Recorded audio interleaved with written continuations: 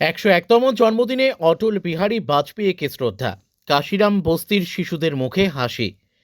প্রাক্তন প্রধানমন্ত্রী তথা ভারতরত্ন অটল বিহারী বাজপেয়ীর 101তম জন্মদিন উপলক্ষে বিশেষ কর্মসূচির আয়োজন করল দুর্গাপুর বিজেপি 2 নম্বর মণ্ডল।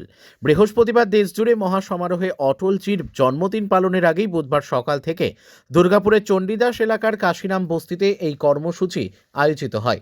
প্রাক্তন প্রধানমন্ত্রীর জন্মদিন উপলক্ষে এদিন এলাকার প্রায় 300রও বেশি শিশুর হাতে শীতবস্ত্র ও নতুন পোশাক তুলে দেয় 2 নম্বর মণ্ডলের বিজেপি কর্মীরা। কনকনে শীতের সকালে উষ্ণ পোশাক পেয়ে খুশিতে ভরে ওঠে এলাকার শিশুরা। শুধু শিশু নয়, এই মানবিক উদ্যোগে সন্তোষ প্রকাশ করেন এলাকার অভিভাবক ও বাসিন্দারাও। এই কর্মসূচির প্রধান উদ্যোক্তা ছিলেন বিজেপি যুব মোর্চার রাজ্য কমিটির সদস্য পারিজাত গঙ্গোপাধ্যায়। এছাড়া উপস্থিত ছিলেন স্থানীয় বিজেপি কর্মী ও সমর্থকরা। এদিনের কর্মসূচির মাধ্যমে অটল বিহারী বাজপেয়ীর আদর্শ, রাজনীতির সঙ্গে মানবিকতা ও সমাজসেবা এই বার্তাই তুলে ধরা হয় বলে জানান আয়োজকেরা। প্রাক্তন প্রধানমন্ত্রী অটল বিহারী বাজপেয়ীর জন্মদিনকে কেন্দ্র করে শুধু স্মরণ সভা নয়, সমাজের প্রান্তিক মানুষের পাশে দাঁড়ানোর যে উদ্যোগ বিজেপি 2 নম্বর মণ্ডল নিয়েছে তা নিঃসন্দেহে এক মানবিক দৃষ্টান্ত। শীতের দিনে শিশুদের মুখে হাসি ফোটানোর মধ্য দিয়েই অটলজির আদর্শকে বাস্তবে রূপ দেওয়ার বার্তা দিল এই দিনের এই কর্মসূচি।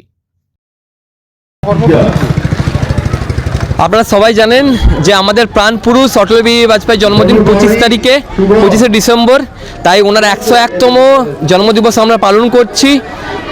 অটল বিহারী বাজপেয়ীর যে কীর্তিকর্ম তা আপনাদেরকে সবাই জানা, তা নতুন করে কিছু বলার নেই। তাই অটল বিহারী বাজপেয়ীর যে কার্যক্রম বা তার চিন্তাধারা তা দিকে দিকে ছড়িয়ে দেওয়ার জন্য আমরা আজ কাশিরাম বস্তিতে এসেছি। এখানে ছোট ভাই বোনদেরকে নতুন কাপড় তুলে দিচ্ছি এবং